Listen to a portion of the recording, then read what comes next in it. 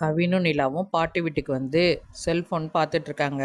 பாட்டி நீங்கள் செல்ஃபோன்லாம் பார்க்க வேணாம், நம்ம சந்தோஷமாக இங்கே விளையாடலாம் வாங்க அப்படின்னு சொல்லி பல்லாங்குழி எடுத்து எப்படி விளையாடணும்னு சொல்லி கொடுக்குறாங்க. அடுத்து தாயக்கட்டையெல்லாம் எப்படி விளையாடலாம் அப்படின்னு சொல்லி கொடுக்குறாங்க. அடுத்து ஆடுபுலி ஆட்டம் எப்படி விளையாடலாம் அப்படின்னு சொல்லி ஒவ்வொரு விளையாட்டையும் அவங்களுக்கு நல்லா சொல்லி கொடுத்து இது மாதிரிலாம் விளையாடணுன்னு அவங்க ரொம்ப சந்தோஷமாக 2 பேரும் நல்லா விளையாடுறாங்க. செல்ஃபோனே பார்க்கல.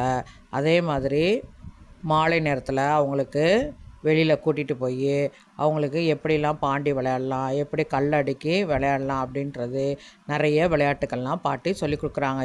பக்கத்தில் இருக்கக்கூடிய நண்பர்களாக கூட்டி விளையாட சொல்கிறாங்க, கண்ணாமூச்சி விளையாட சொல்கிறாங்க. அவங்களுக்கு பொழுது போனதே தெரியல, நல்லா விளையாண்டுட்டு ஆரோக்கியமாகவும் இருக்கிறாங்க.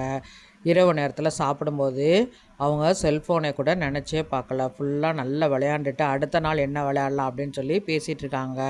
நமக்கு உடலுக்கு ஆரோக்கியத்தையும் அறிவையும் தரக்கூடியது பாரம்பரிய விளையாட்டுக்கள்.